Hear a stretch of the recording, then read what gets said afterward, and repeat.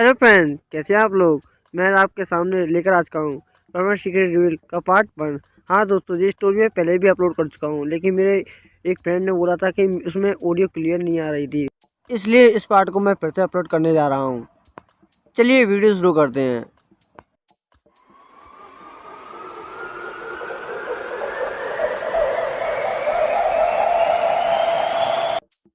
तो सीन दिखाया जाता है हमेशा की तरह मिस्सू का। मिस्सू बेड पर लेटा हुआ होता है और वो आराम से सो रहा होता है, और तभी एक आवाज़ होती है कि मिस्सू, तुम अब तक उठे नहीं, तुम्हारे स्कूल के लिए टाइम हो चुका है। और वो आवाज़ होती है मिस्सू की मॉम की। मिस्सू आवाज़ सुनने के बाद एकदम से जाग जाता है और उसकी नज़र सामने टेबल पर रखी एक वॉच पर पड़ती है, और वो देखता है वह काफ़ी लेट हो चुका होता है। फिर मिस्सू जल्दी जल्दी उठता है और तैयार होने लगता है, और ऐसे ही तैयार होने के कुछ देर बाद वह बिना नाश्ता किए हुए सीधे अपने स्कूल की तरफ निकल जाता है। वह रास्ते में काफ़ी तेज़ी से दौड़ रहा होता है,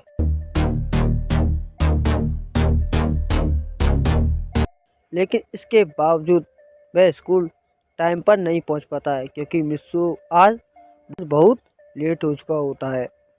मिस्सू के टीचर क्लास में एंटर होते हैं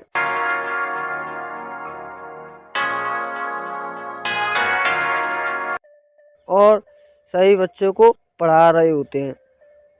मिस्सू जैसे ही क्लास के अंदर पहुंचता है तो वो देखता है कि सर सभी बच्चों को पढ़ा रहे हैं और वो काफ़ी लेट हो चुका होता है।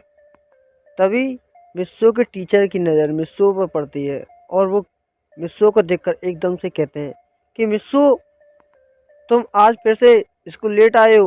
मैं तुमसे क्या कल कहा था कि तुम कल टाइम पर आना, इसके बावजूद तुम फिर से लेट आए। जाओ, बाहर खड़े हो जाओ।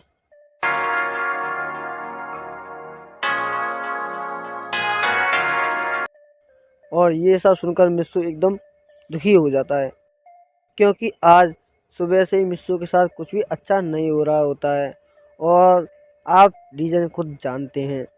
फिर मिस्सू अपना बैग लेकर सीधे अपने डेस्क पर रख देता है और बाहर चला जाता है बालकनी में खड़ा होने के लिए। जहाँ मिस्सू क्या देखता है कि मिस्सू के सभी दोस्त उस पर हंस रहे होते हैं।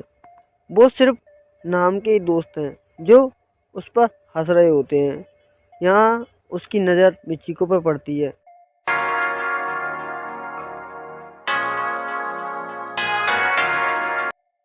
और वह मिचिको को सबसे अच्छा दोस्त मानता था, लेकिन मिचिको भी उस पर हंस रही होती है। और ये सब देखकर मित्सु को काफ़ी दुख होता है, क्योंकि मिचिको भी उस पर हंस रही है।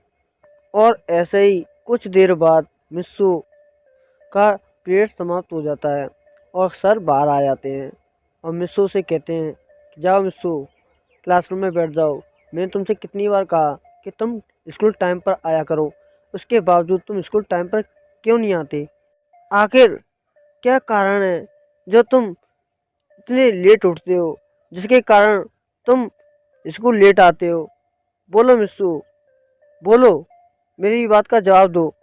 मिस्सू सर की बातों को ऐसे ही सुने जा रहा होता है, और वह अपने मन में सोच रहा होता है, मैं एक परमेन हूँ और ये बात मैं किसी को नहीं बता सकता। इन्हें क्या पता कि मैं रात भर पेट्रोलिंग करता हूँ और उसके कारण मेरी नींद टाइम पर नहीं खुल पाती है। लेकिन ये बात मैं सर को नहीं बता सकता, ना ही अपने दोस्तों को। वह सिर्फ सर की बातों को सुन रहा होता है, और ऐसे ही मिस्सू के टीचर उसे सुनाए जा रहे होते हैं। और कुछ देर बाद मिस्सू के टीचर शांत हो जाते हैं और कहते हैं, जाओ अपनी सीट पर बैठ जाओ। मुझे पता है मेरी इन बातों का तुम पर कोई भी खास इफेक्ट नहीं पड़ने वाला है। और ये सब कहकर मिस्सू के टीचर मिस्सू को क्लासरूम में भेज देते हैं,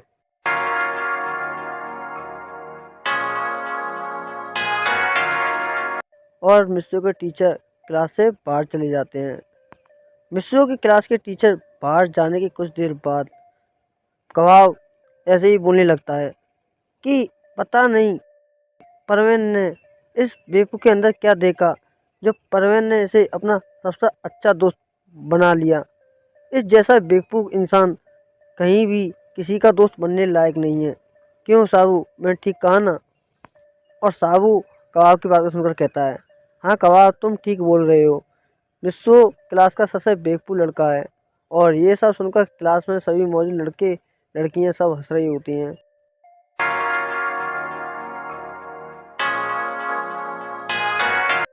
और ऐसे ही समय हो जाता है लंच टाइम का। मिस्सू को याद आने लगता है कि वो अपना लंच तो अपने घर भूल गया है और वह अपना नाश्ता कर कर भी नहीं आया है, और जिस कारण मिस्सू को भूख लगने लगती है और वह सोचने लगता है कि अब मैं क्या करूं, क्योंकि मुझे अब बहुत ज़ोर से भूख लग रही है और मैं अपना लंच भी नहीं लेकर आया। इसलिए मिस्सू अपने हाथ को अपने चेहरे पर रखते हुए ऐसे उदास बैठ जाता है और सभी बच्चे उसे देख रहे होते हैं कि मिस्सू इस तरह से क्यों बैठा हुआ है। और मिचिको और कबाब साबू तो खाना खाने में व्यस्त थे। और आपको एक बात बता दूं, इस वाइट टाइमलाइन स्टोरी में यूकी इस स्टोरी में नहीं है जो मिस्सू की हेल्प कर सके। सिर्फ इसमें मिचिको है और उसके बाकी के दोस्त। मिचिको को पता था कि मिस्सू अपना लंच नहीं लेकर आया है, जिस कारण वह अपना खाना नहीं खा रहा है, लेकिन इसके बावजूद वह मिचिको उसकी मदद करने की जगह चुपचाप कबाब साहू के साथ खाना खा रही होती है।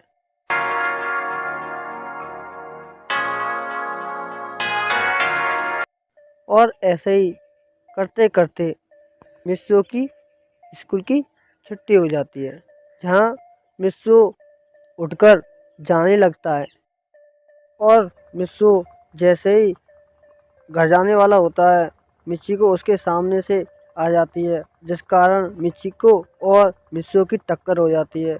और टक्कर लगने की वजह से मिचिको नीचे गिर जाती है और मिस्सू भी। और वह खड़ी होकर अचानक से मिस्सू की तरफ जाती है। मिस्सू खड़ा हो चुका होता है और मिचिको उसके पास जाकर उसके एक गाल पर एक थप्पड़ मारती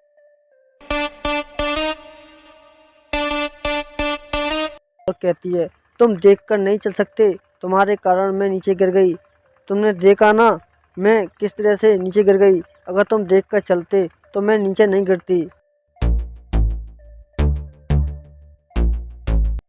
और ये सब सुनकर मिस्सू एकदम सैड हो जाता है और वो कहता है कि सॉरी मिचिको, मेरा ध्यान नहीं था, मैं नीचे की तरफ देख रहा था, जिस कारण मैं तुमसे टकराया था।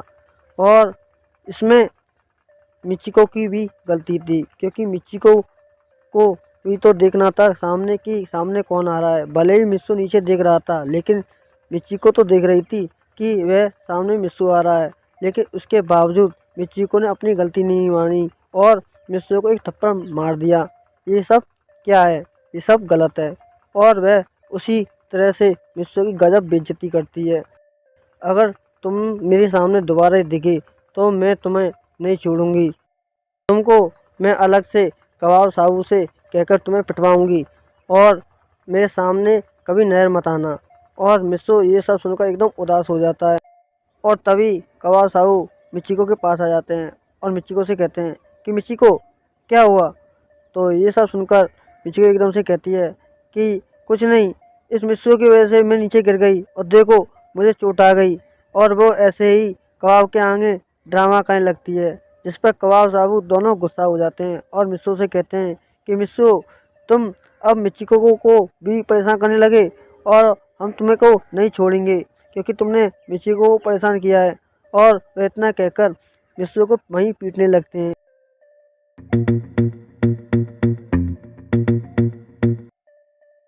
और पिटते पिटते मिस्सू एकदम नीचे गिर जाता है और कबाब साहब उसकी पीटने के बाद एकदम कहते हैं कि आज के बाद कभी मिचिको को परेशान किया तो तुम्हें मैं नहीं छोड़ूंगा, एक बात का ध्यान रखना। कबाब मिचिको के पास जाता है और कहता है, देखो मैंने इसको कैसा सबक सिखाया, आज के बाद ये तुम्हें कभी परेशान नहीं करेगा। और ये सब सुनकर एकदम साबू कहता है कि कबाब, ये तुमने क्या किया? तो कबाब कहता है, मैंने क्या किया, मैं तो सिर्फ मिस्सू को सबक सिखाया है, जे किसी को परेशान ना करे। तो साहू कहता है, तुम एक बात क्यों भूल जाते हो कि मिस्सू परवीन का दोस्त है। अगर परवीन को इस बारे में पता चला तो वो तुम्हें बहुत पीटेगा। तो ये बात सुनकर कबाब डरते हुए कहता है, हाँ तुमने ठीक कहा, मैं इस बारे में तुम्हें भूल ही गया। और वह मिस्सू के पास जाता है और उसे खड़ा करने लगता है और कहता है कि सॉरी मिस्सू, मुझे एकदम से गुस्सा आ गया इसलिए मैं तुम्हें पीटने लगा, लेकिन मुझे माफ़ करना। और वह इतना कहकर सीधे वहाँ से कबाब साहब के साथ हाथ पकड़ वहाँ से जाने लगता है। लेकिन मिचिको को कोई फर्क नहीं पड़ता है मिस्सू की मार पड़ने के बाद। तभी मिचिको की नज़र अचानक मिस्सू के हाथ पर पड़ती है। उसके हाथ पर एक चोट लगी हुई होती है जो एक तार के कटे हुए का निशान होता है। और मिचिको अपने मन में सोचने लगती है, ठीक ऐसा ही निशान कल परवीन ने बदमाश गुंडों को पीटा था और उन बदमाशों को पीटते पीटते उन्हें जेल भेजा था। और उस दौरान एक बदमाश के कारण परवीन को चोट लग गई और उसके हाथों पर एक तार का कटे हुए का निशान बन गया। और ये सब देखकर मिचिको परवीन के पास जाने ही वाली होती है उसकी मदद करने के लिए। उससे पहले परवीन वहाँ से उड़कर चला जाता है। और मिचिको अब ये सोच रही होती है कि आखिर मिस्सू के हाथ पर वो निशान आया कैसे। और वो अपने मन में सोच रही होती है। तभी कबाब साहब फिर से मिचिको के पास आते हैं और कहते हैं कि मिचिको तुम यहाँ क्या सोच रही हो, चलो यहाँ से। और वह मिचिको को वहाँ से ले जाते हैं। मिचिको कबाब साहब के साथ चल रही होती है और कबाब साहब मिचिको से बातचीत कर रहे होते हैं, लेकिन मिचिको कबाब की बातों को बिल्कुल ध्यान नहीं दे रही होती है। वह तो सिर्फ ये सोच रही होती है कि मिस्सू के हाथों पर आखिर वो निशान आया कैसे। और ऐसा करते करते कबाब साबू मिचिको का घर आ जाता है और कबाब अपने घर चला जाता है और साबू भी अपने घर चला जाता है। मिचिको अपने धीरे धीरे अपने घर जाने लगती है और वो अपने घर में एंटर करती है। कुछ देर बाद वो अपने घर में एंटर करने के बाद अपना बैग अपने डेस्क पर रख देती है और जाकर अपने बेड पर लेट जाती है। तभी मिचिको की नज़र उसकी डेस्क पर रखी एक फ़ोटो पर जाती है। वो फ़ोटो किसी और की नहीं बल्कि परवीन की होती है। और वो परवीन की फ़ोटो को एकदम से उठाती है और कहती है, ओ परमैन, मैं तुमको कितना पसंद करती हूँ, लेकिन ये बात मैं किसी तरह से तुमको बताना चाहती हूँ, लेकिन मैं कभी तुमको बता नहीं पाती। और अचानक उसे फिर से याद आने लगता है कि मिस्सू के हाथ पर वो निशान आया कैसे।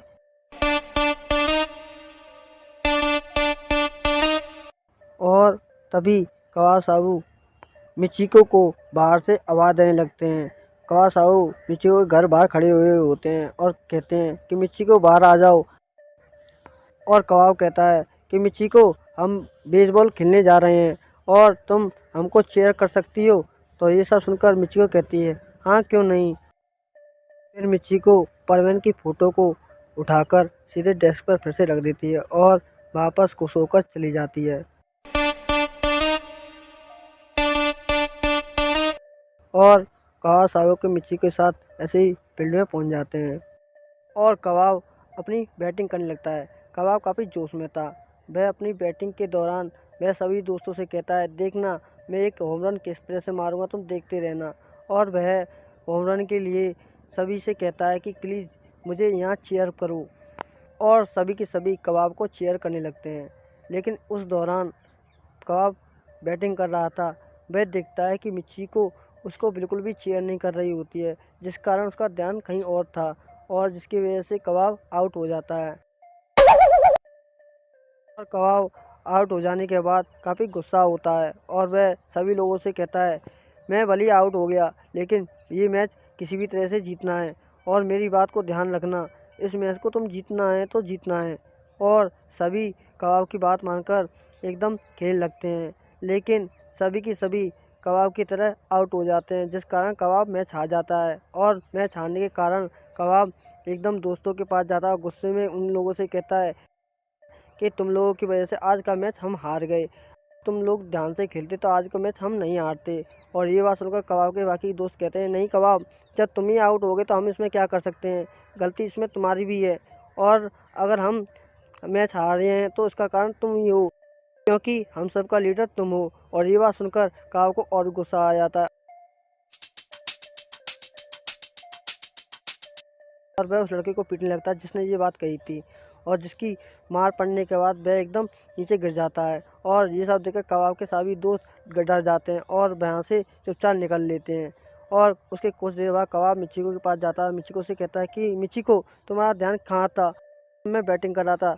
तुम्हें हम इसलिए लेकर आए थे कि तुम हम लोगों को, हमारी टीम को चीयर करो, और लेकिन इसके बावजूद तुमने हम लोगों को बिल्कुल चीयर नहीं किया था। तुम्हारा ध्यान कहाँ था?